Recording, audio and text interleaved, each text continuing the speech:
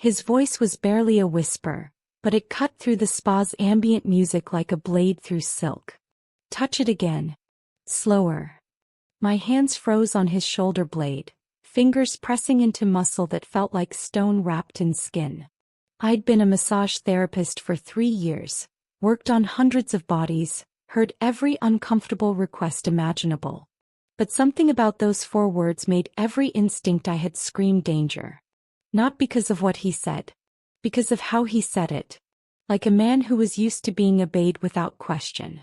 Like someone testing whether I'd recognize the scar tissue beneath my fingertips for what it really was. A bullet wound that had healed badly, probably without proper medical attention. I pressed down again, slower this time, tracing the raised ridge of damaged tissue. His entire body tensed under the sheet. "You feel that?" he asked quietly. "Most people miss it. They think it's just a knot." "It's not a knot," I replied, keeping my voice professionally neutral even though my pulse was hammering. "It's an old injury. Looks like it went clean through." Silence. The kind that feels like standing on the edge of a cliff waiting to see if you'll be pushed or pulled back to safety. Then he laughed. Low and dark and completely devoid of humor. "You're observant, Nadia. Good. Observant people live longer in this city." That's when I knew. Not suspected. Knew. The man lying face down on my table, the one who'd booked the last appointment of the night and paid cash for a 90-minute deep tissue session, wasn't some stressed executive looking to work out tension from sitting at a desk. He was Konstantin Volkov. The Konstantin Volkov. The man whose name people in this city whispered like a curse. The crime lord who'd turned the Eastern District into his personal kingdom. The ghost who existed in police reports and news articles but never seemed to actually exist in the real world. Till now. Until he was lying on my table with his shirt off, asking me to touch his bullet wounds slower. Have you ever realized you're alone with someone who could make you disappear without anyone asking questions? Drop a comment because what happened in the next 60 seconds changed my entire life. I should have run. Should have made an excuse about needing to check on another client, grabbed my bag and never looked back. Should have done literally anything except what I actually did. I pressed down on the scar again, applying the exact pressure needed to release the tension locked around the old wound. He exhaled, a sound that was half relief and half something I couldn't identify. "Where did you learn to work scar tissue like that?" "My father was military," I said, which was true. "He came home with injuries the VA didn't know how to treat. I learned because someone had to." Another silence. This one felt different. Like I'd passed some invisible test I didn't know I was taking. "Your father. What branch?" "Marines. 3 tours in Iraq. He died 4 years ago. Cancer, not combat. I'm sorry for your loss." He said it like he meant it, which somehow made it worse. Because monsters aren't supposed to sound sincere when they offer condolences. They're supposed to be pure evil, easy to hate, simple to categorize. Konstantin Volkov was none of those things. "There's another one," he said quietly. "Left side. Below the ribs. That one didn't heal right either." I moved my hands down, found the second scar. This one was worse. Jagged. The kind of wound that should have killed someone if they'd been alone when it happened. "Knife?" I asked, then immediately regretted it. Because asking questions implied I wanted answers, and wanting answers meant getting involved, and getting involved with someone like him was a death sentence. "Broken bottle," he corrected. "Bar fight when I was 19. Before I learned that walking away is sometimes smarter than winning. Before I learned. Like there was a version of him that had been different once. Young and stupid and human instead of legendary and terrifying. I worked the scar tissue in silence, applying techniques my father had taught me, feeling the muscles slowly release under sustained pressure. Konstantin didn't make a sound, but I could feel his breathing change, deepening as the chronic tension finally let go. "You're good at this," he said after several minutes. "Better than the last 3 therapists I tried. They were too scared to apply real pressure.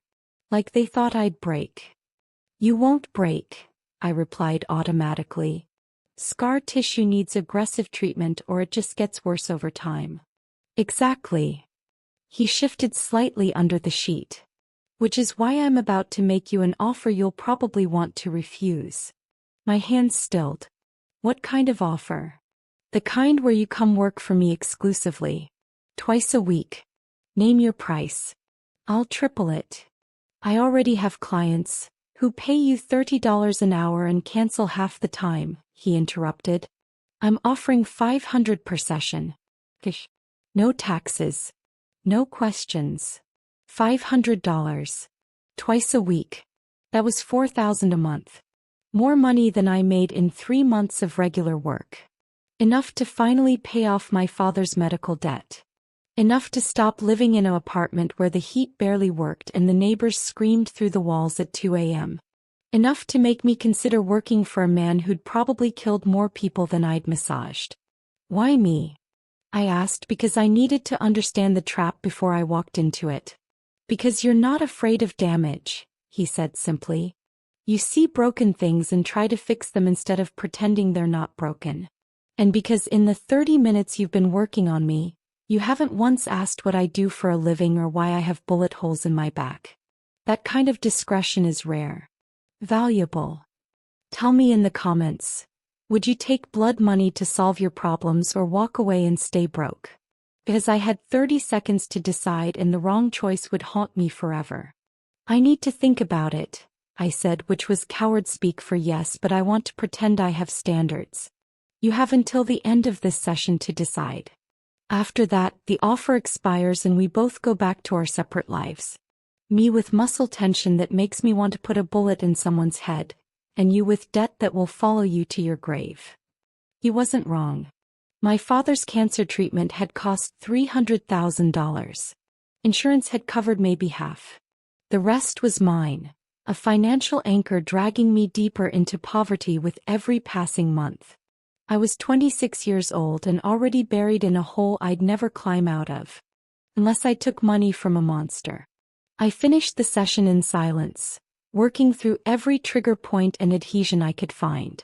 By the time 90 minutes was up, Konstantin Volkov could probably move better than he had in years. He sat up slowly, rolling his shoulders in a way that made the vertebrae crack like dominoes falling. That's the first time in a decade I've been able to do that without pain.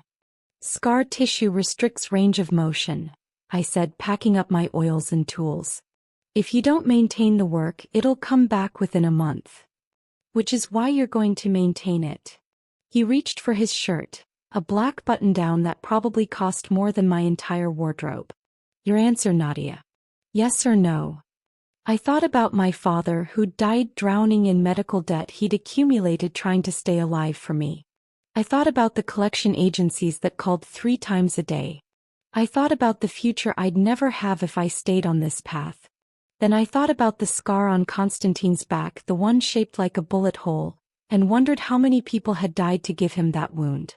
Yes, I said. But I have conditions. He smiled. Slow and dangerous and somehow approving. I'd be disappointed if you didn't. Name them. First, I'm a massage therapist. Not a girlfriend, not arm candy, not anything except someone who fixes your muscle issues. Second, you never ask me to do anything except massage work. No errands, no favors, no getting involved in your business. Third, if I ever feel unsafe, I walk away and you let me. No retaliation, no threats, no making me disappear. Done, done and done. He extended his hand. We have a deal, Nadia Kozlov. I shook his hand, sealing a bargain that would either save my life or end it. What I didn't know then was that Konstantin Volkov kept his promises with the same ruthless efficiency he applied to everything else. And that in 6 weeks, I'd be standing in his penthouse watching him kill a man who'd tried to hurt me, realizing that sometimes the monster isn't the one you should fear most. The first session at his penthouse happened 3 days later. Tuesday night, 11 p.m., a dress in the financial district that made my eyebrows climb into my hairline. I showed up with my portable table, my oils, and a knife tucked into my boot that I'd bought at a sporting goods store. Because if I was walking into a crime lord's home, I wasn't going completely defenseless. The building had security that looked military. Not rent-a-cops with flashlights. Actual trained operatives with earpieces and the kind of stillness that comes from seeing combat.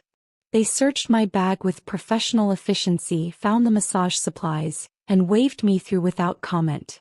The knife in my boot went undetected. Either they weren't thorough enough or they'd been told to let me keep it. I wasn't sure which possibility scared me more. Constantine's penthouse occupied the entire top floor. Floor-to-ceiling windows overlooking the city, furniture that looked like it belonged in an art museum, and a silence so complete it felt oppressive.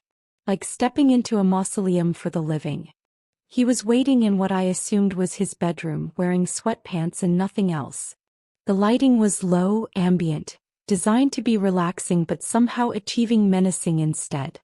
"You came," he said like there'd been doubt. "You're paying me $4,000 a month." Of course I came. Most people wouldn't. They'd take the first payment and disappear, hoping I'd forget about them. And would you? Forget about them? He smiled that dangerous smile. No. I set up my table in silence, arranging it with the precision of ritual. Oil warmer plugged in.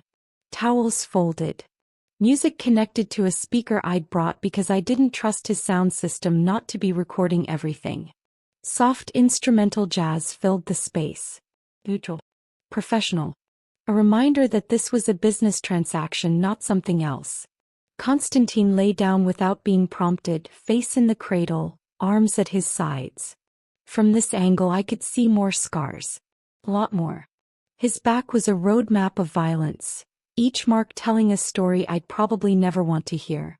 "You've been hurt a lot," I said, starting with his neck and shoulders. "Hazard of the profession." "What profession is that exactly?" I asked, knowing I was breaking my own rule about not asking questions.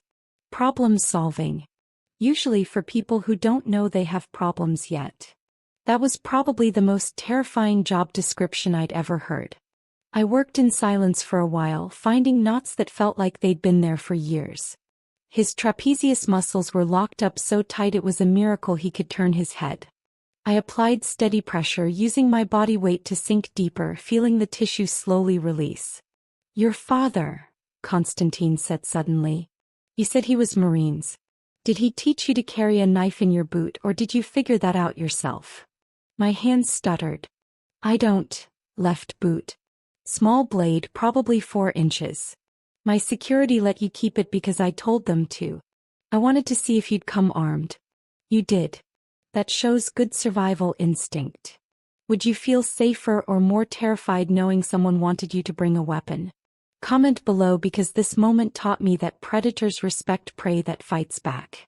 My father taught me to never go anywhere I couldn't protect myself," I said carefully. "Smart man.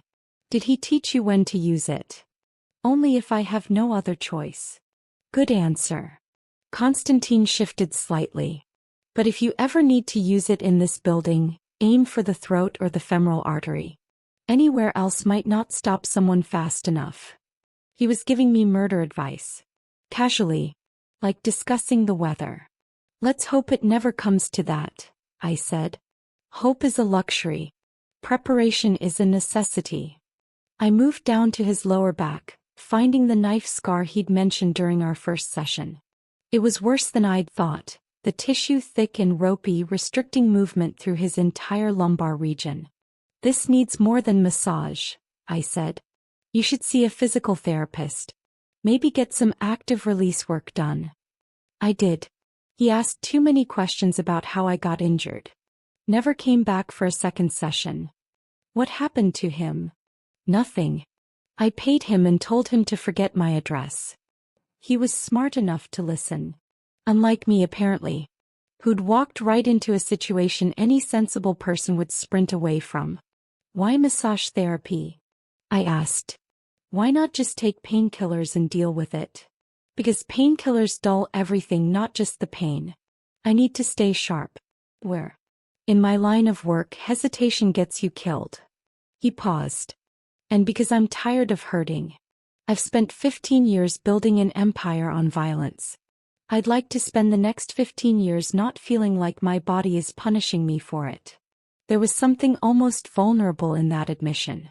Like seeing a crack in a fortress wall, brief and quickly hidden but undeniably real. I can help with the pain, I said.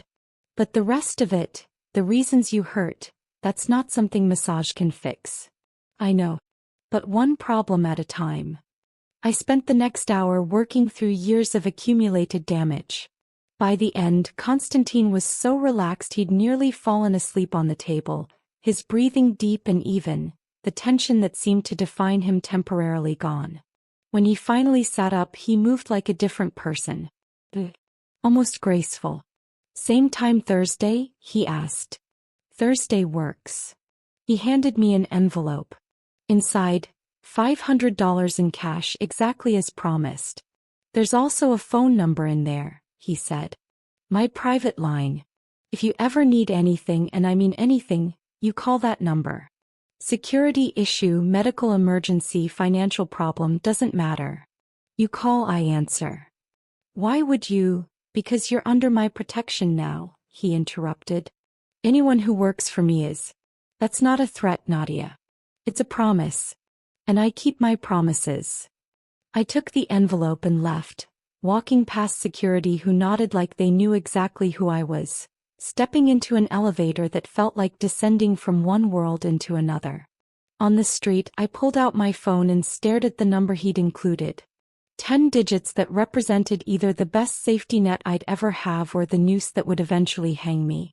I saved it under emergency contact and walked home through streets that suddenly felt more dangerous than they had an hour ago. Because now I knew what protection looked like. And I understood that protection always comes with a price. 3 weeks into our arrangement, I started noticing changes. Small things at first. The collection agencies stopped calling. Just stopped, like someone had flipped a switch and made them forget I existed.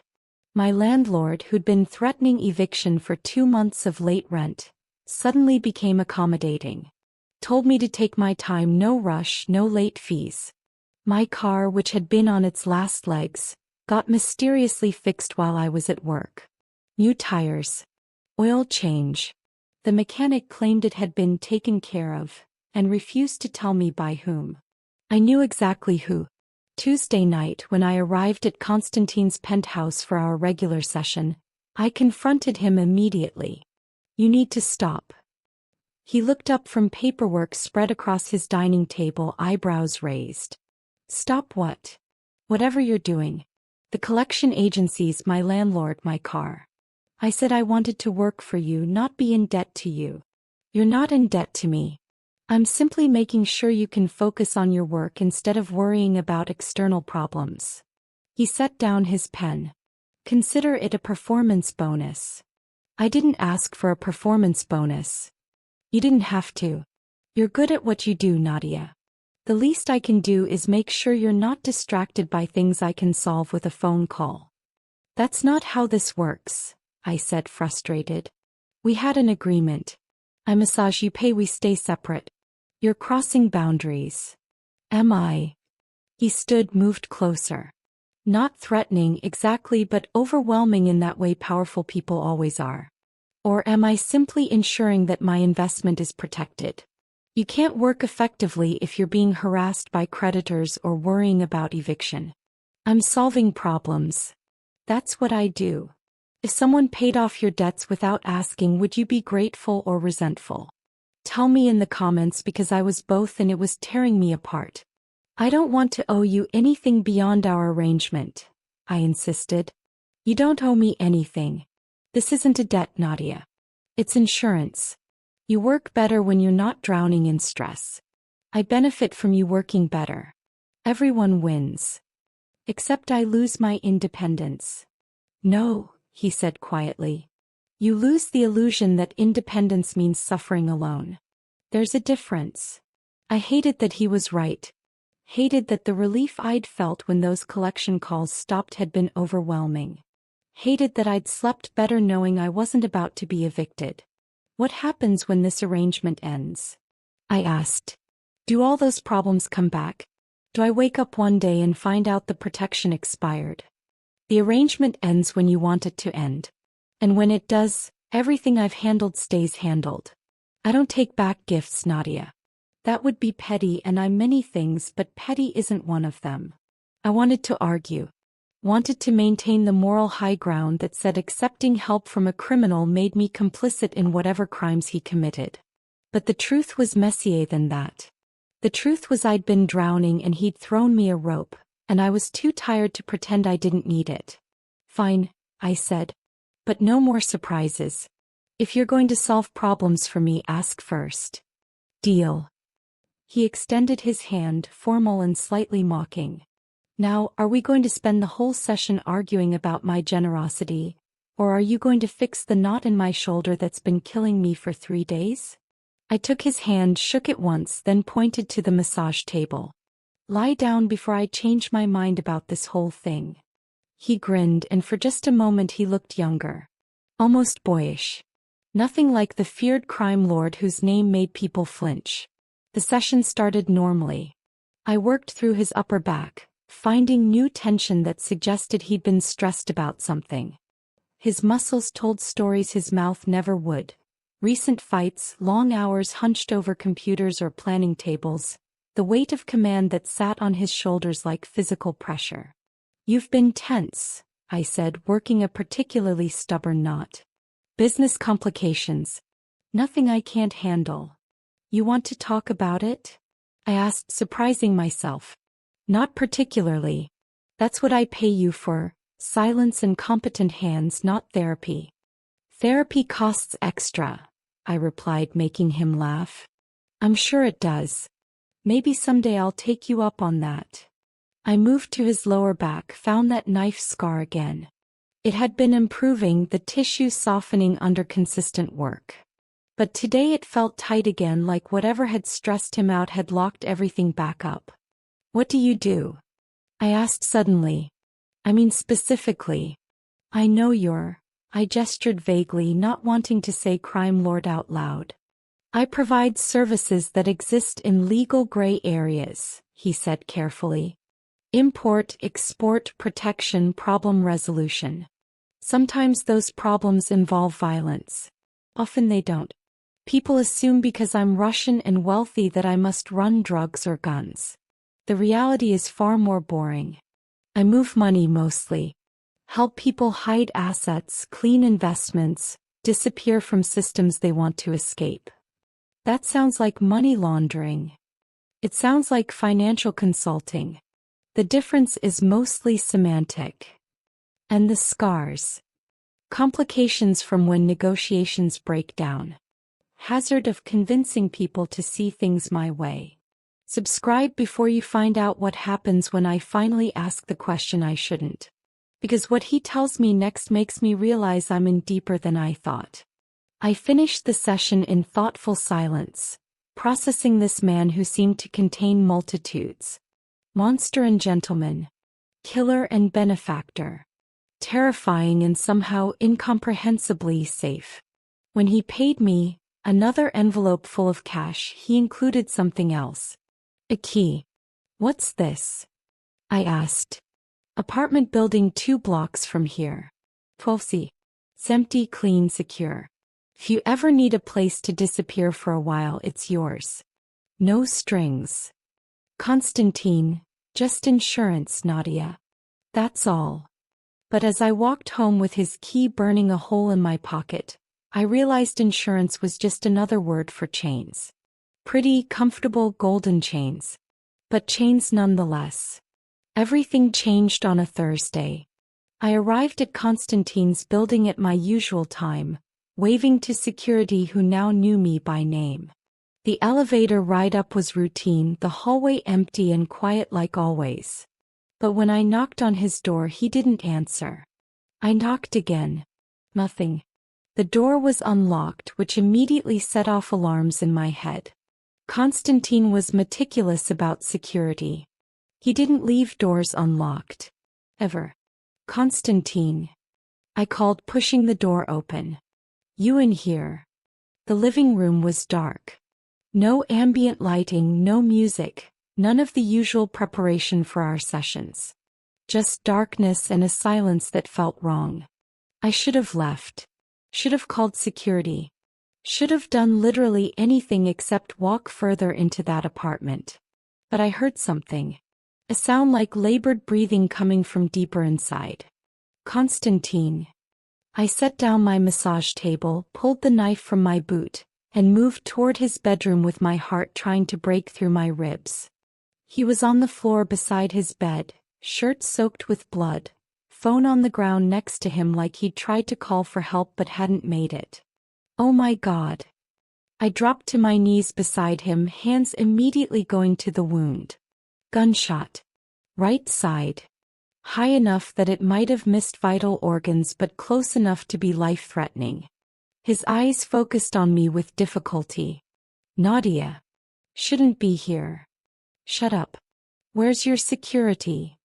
Building breach. They're handling it. He coughed and blood flecked his lips. I'm fine. You're shot, you idiot. You're the opposite of fine. I pulled off my jacket, pressed it against the wound. Where's your first aid kit? Bathroom. Under sink. I sprinted to the bathroom, found a trauma kit that looked military grade and ran back. My hands were shaking but my mind was clear, running through every first aid lesson my father had drilled into me during his paranoid veteran phase. Pack the wound. Apply pressure. Stop the bleeding. Who shot you? I asked, working quickly. Competitor. Made it past security. I handled it. Handled it meaning what? Meaning he's not a problem anymore. Constantine's voice was getting weaker. You should go. If anyone else is in the building, I'm not leaving you bleeding out on your bedroom floor, I snapped. Now hold still and let me work. What would you do if someone dangerous suddenly needed you to save their life? Comment below because this moment defined everything that came after. The wound wasn't as bad as it looked. Through and through, missed anything critical, but he'd lost a lot of blood. I packed it tight, wrapped compression bandages around his torso, and elevated his legs to prevent shock. You need a hospital, I said. Can't. Questions I don't want to answer. Then you need a doctor who makes house calls. Already called. On his way.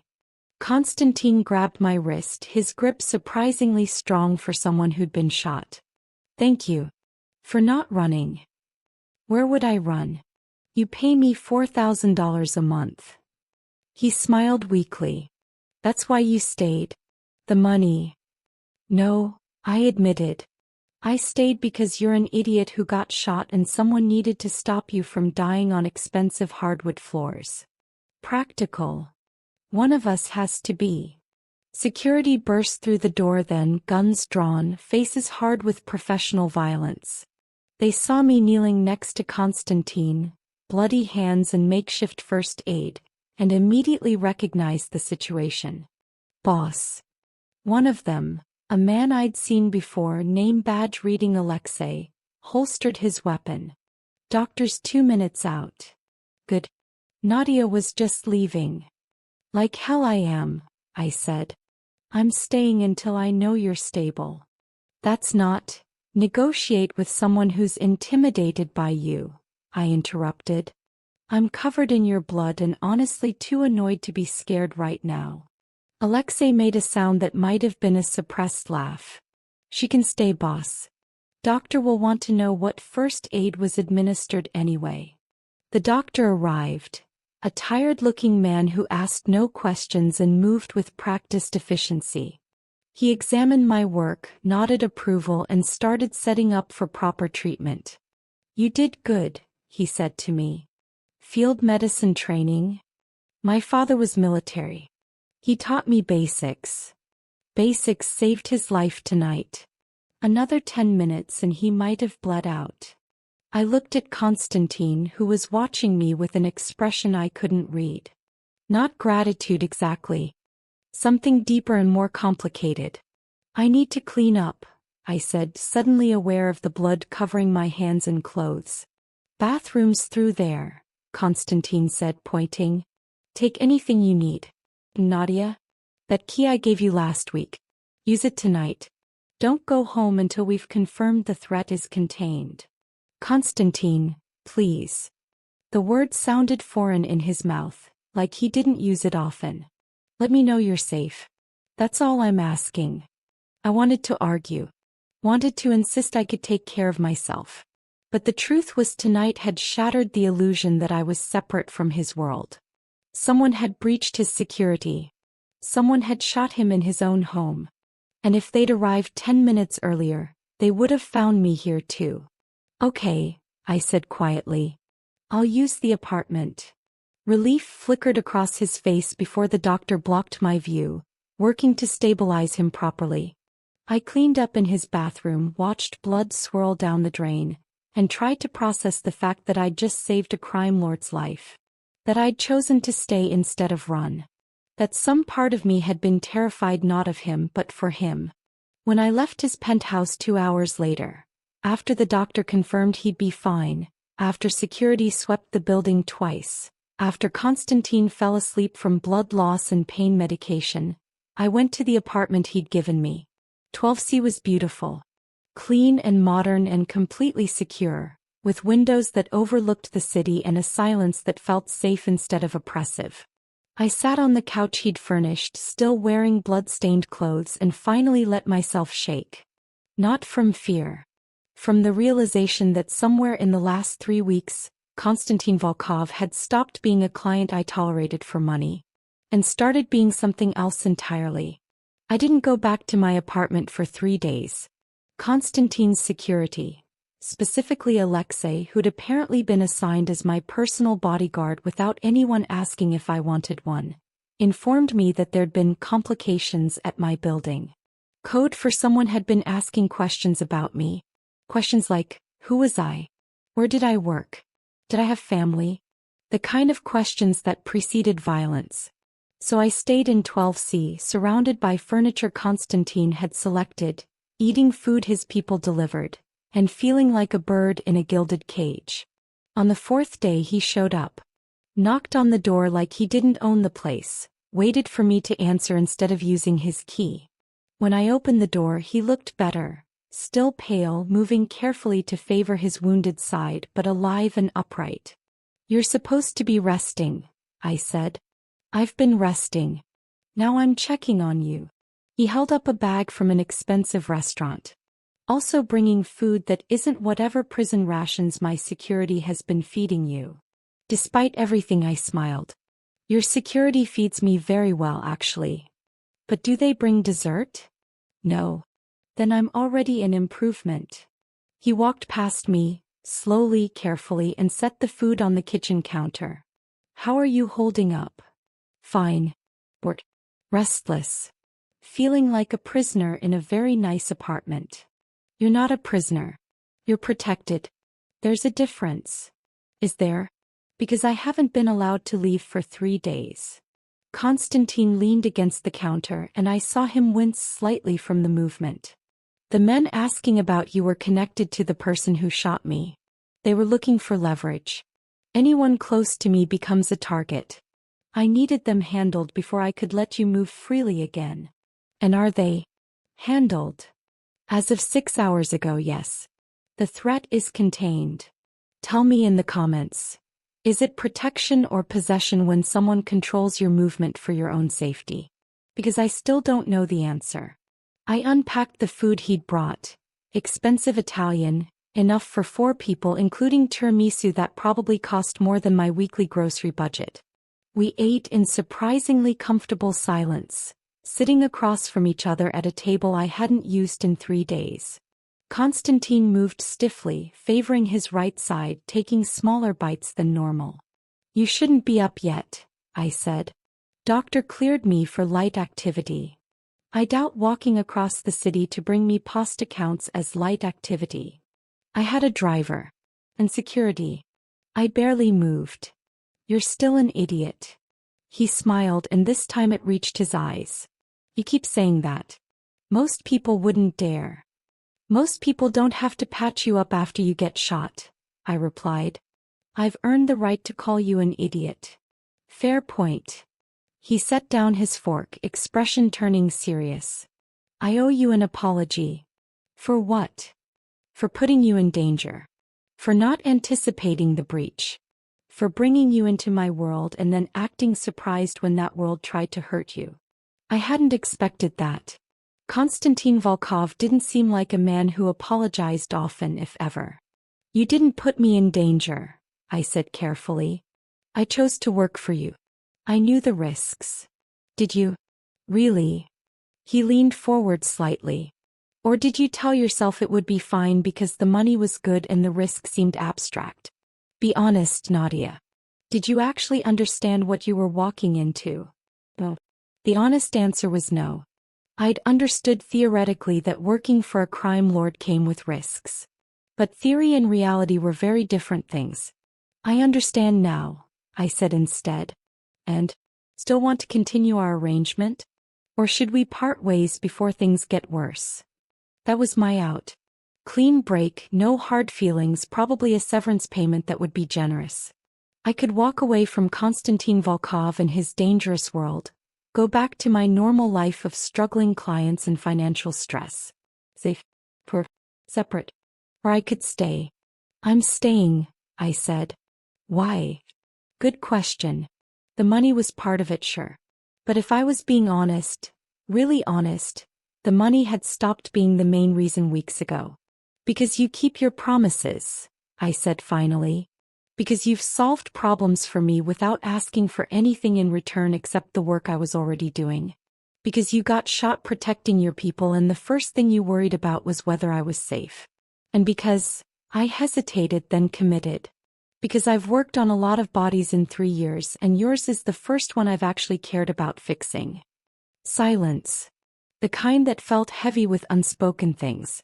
That's dangerous, Konstantin said quietly.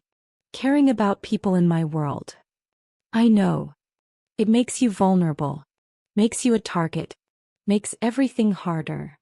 I know that too. And you're still staying? I'm still staying. He studied me for a long moment like he was trying to figure out if I was brave or stupid. Maybe both. Okay, he said finally. But things change now. You don't just get security when threats are active. You get security, period. Full-time protection, upgraded apartment if you want it, training in self-defense because that knife in your boot won't save you against professionals. That sounds like more boundaries being crossed. That sounds like me making sure the person who saved my life doesn't get killed because I was too proud to protect her properly. His voice was firm. Final. You're in this now, Nadia. Really in it. Which means you get the full protection package whether you like it or not. And if I refuse? Then I'd respect that and we'd end the arrangement. Because I won't be responsible for your death when I had the means to prevent it. He met my eyes directly. So what's it going to be? Full protection and you stay in my world or clean break and you go back to yours? It wasn't really a choice. Not anymore. Because walking away now meant losing not just the money but something else I'd found here. Something that felt like belonging. Full protection, I said. But I keep my apartment too. I need somewhere that's mine even if I don't use it much. Done. Your apartment stays fully paid, yours whenever you want it. And Nadia. He reached across the table, covered my hand with his. Thank you. For staying. For not running when you had every reason to. His hand was warm, slightly rough, and the touch sent electricity up my arm that had nothing to do with fear. You're welcome, I said quietly. Now finish your pasta before it gets cold. You need the calories to heal. He smiled and we ate and we spent the rest of the evening talking about nothing important. Books, music, childhood memories that felt safe to share. For a few hours he wasn't Konstantin Volkov the crime lord, and I wasn't Nadia Kozlov the woman who'd stumbled into his world. We were just two people eating expensive Italian food and pretending danger didn't exist outside these walls. But it did. And in 2 weeks, I'd learn exactly how much danger when someone from his past came back seeking revenge. The attack came during our Tuesday session 2 weeks later. I was working on Konstantin's shoulders, finding new tension that suggested business stress. when Alexei burst through the door without knocking. "Boss, we have a problem. Dimitri's here. In the building." Konstantin's entire body went rigid under my hands. How did he get past security? He had codes. Old ones we haven't cycled yet. He's on his way up now with at least 4 men. Evacuate the floor. Get Nadia out through the service elevator. "No," I said firmly. "I'm not leaving you alone with whoever Dimitri is." "Dimitri is my former partner," Konstantin said, sitting up quickly and reaching for the shirt he'd draped over a chair. "The one I thought was retired in Moscow.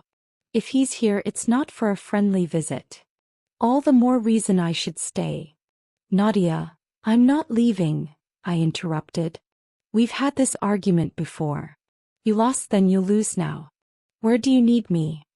Konstantin looked at Alexei, who shrugged. "She's got survival instinct, boss.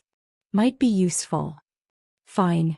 But you stay behind me, and if shooting starts, you hit the floor and don't move until I tell you to. Clear?" Crystal. Subscribe now, because what happens in the next 5 minutes will show you exactly what kind of monster Konstantin really is. And whether I can still look at him the same way after. We moved to the living room. Konstantin positioned himself near the entrance, Alexei flanking him, 2 more security personnel materializing from wherever they'd been stationed. I stayed back, pressed against the wall where I had cover but could still see everything. The door opened without anyone knocking. Dimitri walked in like he owned the place, tall, silver-haired, wearing an expression that mixed amusement with malice. Behind him, 4 men with weapons drawn. "Kostya," Dimitri said, using a nickname that sounded wrong coming from his mouth. "You're looking well. Better than the last time I saw you, certainly." "That's because the last time you saw me, you'd put a knife in my side and left me to bleed out," Konstantin replied calmly. "The scar you gave me has been causing problems for years. So that was where the bottle scar came from. Not a bar fight. Betrayal by someone he'd trusted." "Yes, well, you shouldn't have tried to cut me out of the business," Dimitri said. "Partnerships only work when both parties honor the agreement. The agreement was you'd retire, take your money and disappear.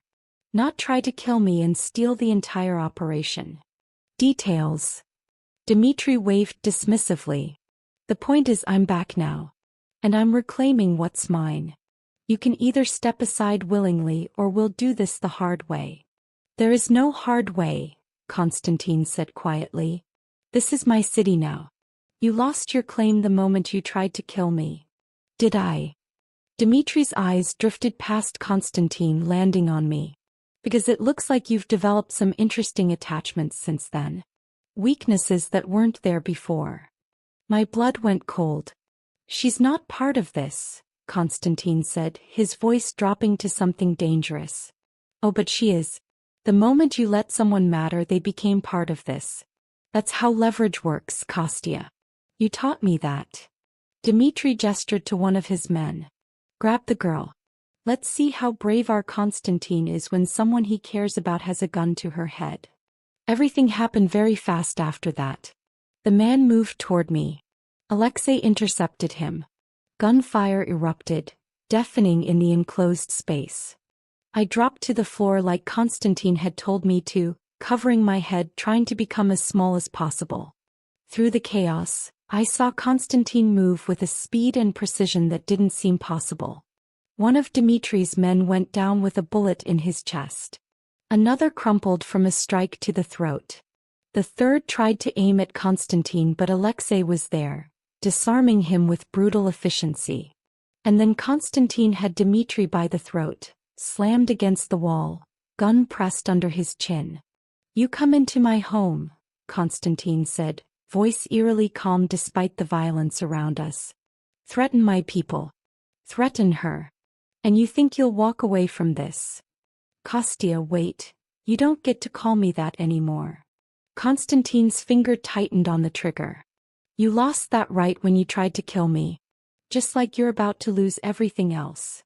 Would you pull the trigger on someone who betrayed you? Drop a comment, because I watched him decide in real time." "Konstantin," I said quietly from the floor. Not a plea. Not a command. Just his name. He looked at me. For a second, something human flickered in his eyes.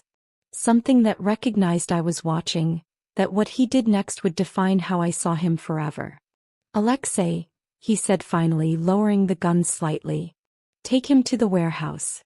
Make sure he understands that if he ever comes back to this city, I won't be this merciful again. Merciful? Dmitri laughed bitterly. You call this mercy? I call it you keeping your life when you don't deserve it. Don't waste my generosity. Alexei and the remaining security dragged Dmitri out, along with the bodies of his men. The ones who were still alive would probably wish they weren't by the time Konstantin's people finished with them. The apartment fell silent except for the ringing in my ears from gunfire. Konstantin turned to me, gun still in his hand, and I saw him brace for my reaction. Waiting for me to flinch, to run, to finally see him as the monster he'd always warned me he was. I stood up slowly, walked across broken glass and bloodstains, and stopped in front of him. You didn't kill him, I said. No. Because I was watching. Yes. Would you have? If I wasn't here? He didn't answer immediately. When he did, his voice was honest in a way that hurt. Yes. Without hesitation. I should have been horrified. Should have realized that the man I'd been growing feelings for was exactly what everyone said he was. A killer who solved problems with violence. But all I could think about was that he'd shown restraint because of me. That my presence had been enough to change his choice. Thank you, I said quietly. For what? For choosing differently because I was here. That means something. He set down the gun, reached out slowly like I might bolt, and cupped my face with hands that had just committed violence. You're not afraid of me. I'm terrified of you, I corrected. But I'm also terrified for you. And apparently the second one is stronger than the first. That's dangerous. You keep saying that. Maybe I like dangerous. Or maybe you have terrible survival instincts. Says the man who got shot 2 weeks ago and is already back to making enemies. He laughed, and the sound was so unexpected, so genuine, that it transformed his entire face. Made him look younger. Lighter. Human. I have a lot of enemies, Nadia. Comes with the territory. But if you really stay, you'll have those enemies too. They'll come after you to hurt me. Tonight won't be the last time you end up on the floor during a shootout. I know. And you're still staying? I'm still staying. Why? The question was raw. Vulnerable. Like he genuinely couldn't understand why anyone would choose this. Because someone has to keep fixing your shoulder knots, I said. And because underneath all the violence and power and danger, I think there's someone worth knowing. Someone who chose mercy when he didn't have to. Someone who looks at me like I matter. You do matter, he said quietly. More than you should. More than is safe. But I'm too selfish to push you away. Then don't. He kissed me then. Gentle despite the violence still lingering in the air, tender despite the blood on his hands. It tasted like danger and possibility and a future I'd never imagined wanting. When we pulled apart, his security was clearing the apartment, removing evidence like they'd done this 1,000 times before. Professional. Efficient. Erasing tonight like it had never happened. You need to leave the city for a few days, Konstantin said. Just until I'm sure Dmitri got the message and there aren't any other surprises waiting. Where would I go? I have a house upstate. Quiet, secure, completely off-grid. Alexei will drive you. You can take your massage table, work on your stubborn client from a safe distance. You want me to give you a massage after you were just in a shootout? I want you alive and unharmed. The massage is just a bonus. So I went. Let Alexei drive me 3 hours north to a house that looked like something from a magazine. All windows and exposed beams and a silence that felt peaceful instead of oppressive. Konstantin arrived the next day, bringing groceries and the shoulder tension that never seemed to fully go away. Dmitri's on a plane to Moscow, he said while I worked on him. Broken ribs and a strong suggestion to stay there permanently. Broken ribs. That's the merciful option. In my world. Yes. He's alive. That's more mercy than most get. I worked in silence for a while, processing everything. The violence I'd witnessed. The choice he'd made. The kiss that had changed everything. I need you to understand something, Constantine said suddenly. What you saw last night, that's who I am. Not all the time, but often enough that you can't pretend it's not part of me. If you stay, you'll see worse. You'll be asked to accept worse. And one day you might have to decide if you can live with loving someone who does terrible things for what he believes are the right reasons. Are they the right reasons? Sometimes. Other times I'm just choosing between bad options and hoping I picked the least destructive one. It's not clean, Nadia. It's never clean. I don't need clean, I said quietly. I need honest. And you've been more honest with me than anyone in my life. He turned over, sat up, pulled me down to sit beside him on the massage table. Then here's the most honest thing I can say. I'm falling in love with you. Against my better judgment, against every rule I've ever had about keeping people at a distance, against all logic and reason. And that terrifies me more than any enemy I've ever faced. My heart was pounding so hard I could feel it in my throat. Why does it terrify you? Because everyone I've ever loved has been used against me or taken from me. And if something happened to you because of me, I don't know what I'd become. Something worse than you are now? Something far worse. I took his hand, threaded my fingers through his. Then I guess we'll have to make sure nothing happens to me. That's not a promise I can make. I'm not asking you to promise. I'm asking you to try. And I'll try too. We'll figure it out together. He pulled me closer, rested his forehead against mine. You're either very brave or very stupid. Probably both. Definitely both. We stayed like that for a long moment, two people who'd found something unexpected in the middle of chaos. It wasn't safe. It wasn't simple. It definitely wasn't smart. But it was real. And sometimes real is enough. 6 months later, I stood in Constantine's penthouse. Our penthouse, really, since I'd moved in officially 3 months ago. Watching him get ready for a meeting that could determine our entire future. Suit jacket adjusted perfectly. Watch that cost more than a car. The transformation from the man who relaxed on my massage table to the crime lord who commanded an empire.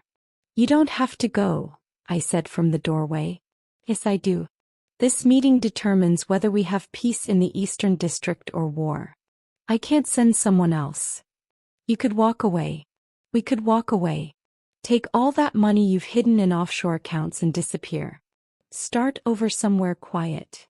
He turned to me, smiled that smile that still made my pulse race. You've been thinking about that. Every day for the last month. And I hate that I want it. That I want you away from all of this. That I lie awake at night terrified I'll get a call saying you're not coming home. Constantine crossed the room, pulled me against him. I think about it too. Walking away. Being someone normal. Growing old without constantly looking over my shoulder. But I have responsibilities. People who depend on me. Enemies who'd see my retirement as weakness and use it to hurt everyone I've protected. I can't just walk away, Nadia. Not without consequences. Tell me in the comments. Is loyalty worth dying for, or is survival more important? Because this question defines everything. Then we find a way to minimize those consequences, I said. Transition power gradually. Make yourself less essential to operations.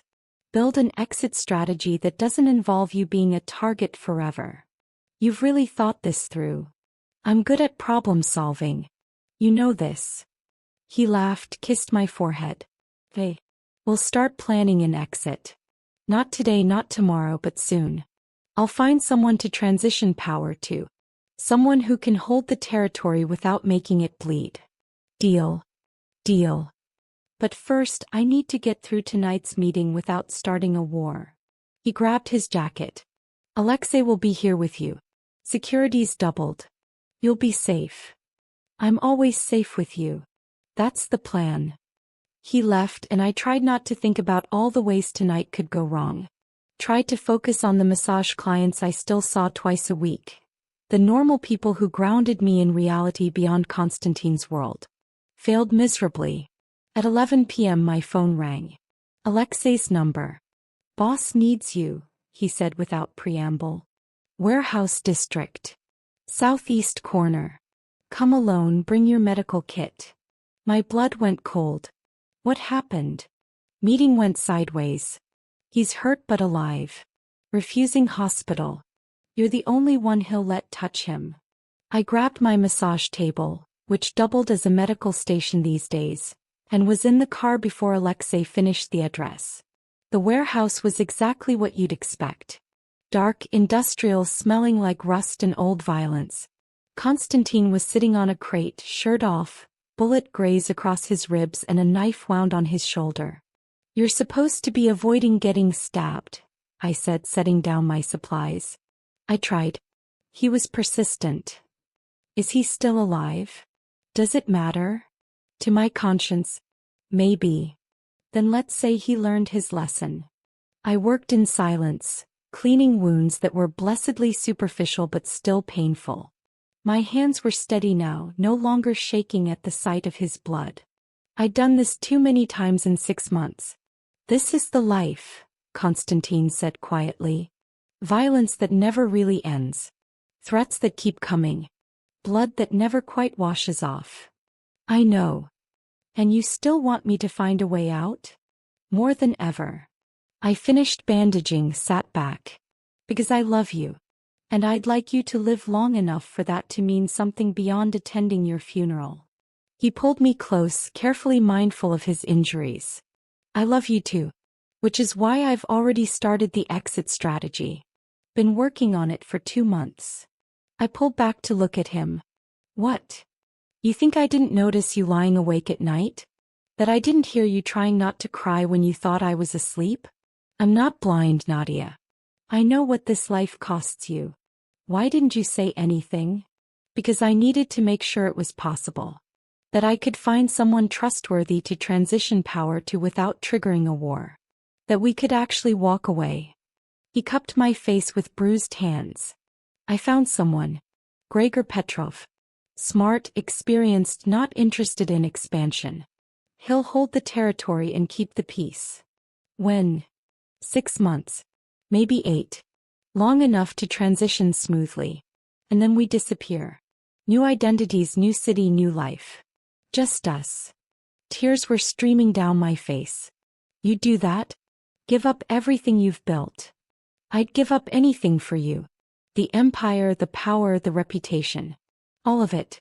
Because none of it means anything if I don't have you." "I love you," I said. "I love you so much it terrifies me." "Good. Fear means you're smart enough to understand what we're risking. But love means we're brave enough to risk it anyway." We sat in that warehouse surrounded by evidence of violence, planning a future that felt impossible and necessary in equal measure. It wasn't a fairy tale.